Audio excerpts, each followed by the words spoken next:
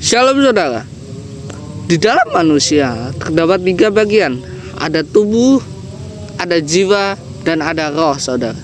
Nah saudara, dari antara 3 bagian ini kita bisa belajar.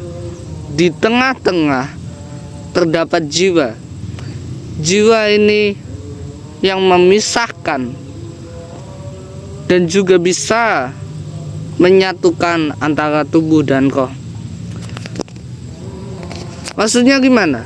Maksudnya adalah jiwa ini adalah tempat atau medan pertempuran antara daging dan roh.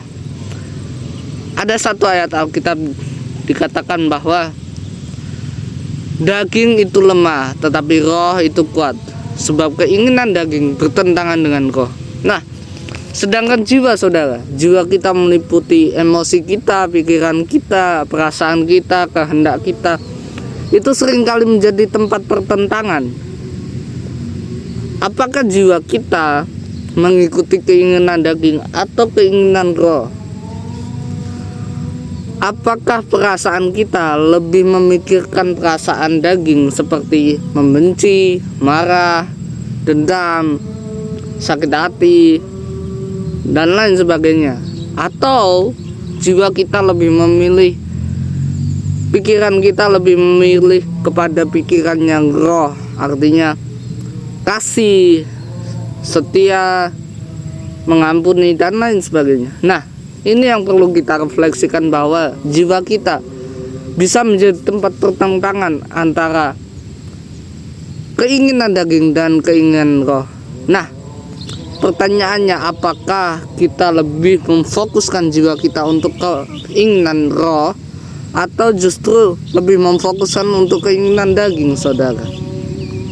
Kita lebih memilih untuk intim dengan Tuhan atau kita hanya bermalas-malasan dan tidak mau dekat dengan Tuhan?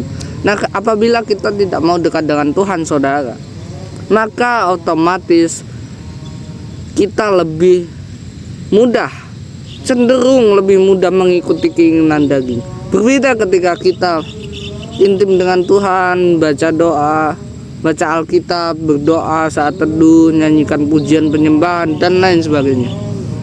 Itu yang membuat kita semakin merasa dekat dengan Tuhan. Dan ketika kita merasa semakin dekat dengan Tuhan, maka keintiman kita dengan Tuhan akan semakin dekat. Nah, ketika kita semakin dekat dengan Tuhan, maka kita cenderung lebih mudah, potensinya lebih besar untuk mencapai keinginan-keinginan roh. Amin saudara, Tuhan Yesus memberkati.